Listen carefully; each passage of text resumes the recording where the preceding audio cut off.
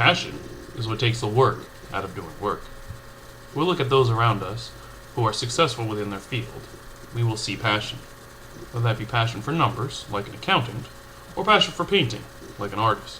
When it comes time to work, passion is what pushes us through it. I was told this great quote once. It goes something like this: do what you love, and you'll never work a day in your life.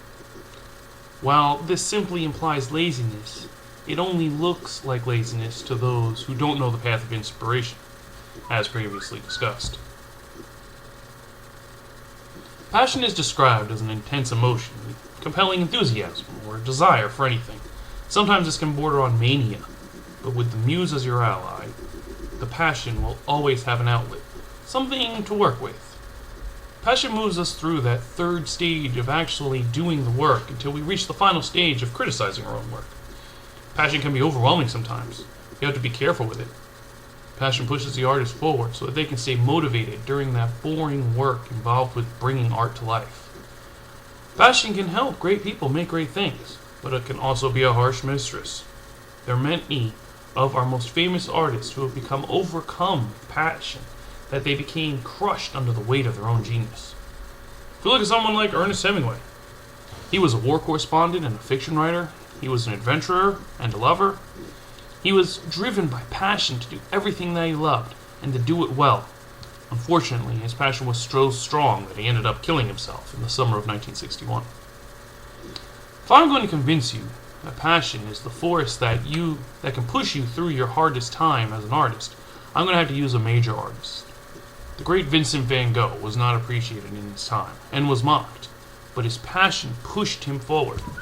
Passion that eventually drove him past the limits of his disabilities. You see, the great Van Gogh was riddled by extreme bouts of sadness, followed by extreme visionary ecstasy. In this case, passion and the mistress were not very kind, but they were actually quite cruel to this man. You need to be careful with the passion, so it does not control you.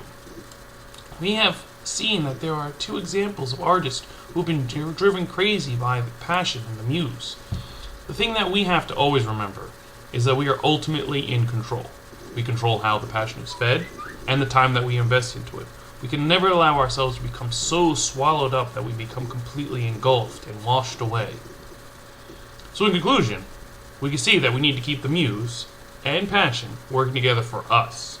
If we do not, then one or the other will take over. If the muse is in control only, nothing will ever be completed, but life will be very exciting. All starving artists are only slaves to the muse, always inspired, but never motivated. If passion takes over, you end up crazy, or a loner, and possibly killing yourself.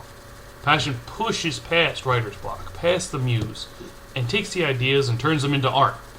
I sometimes think about the way that we got the word music, from the word muse, meaning to inspire passion. Just don't get lost in all that noise. Have a great day.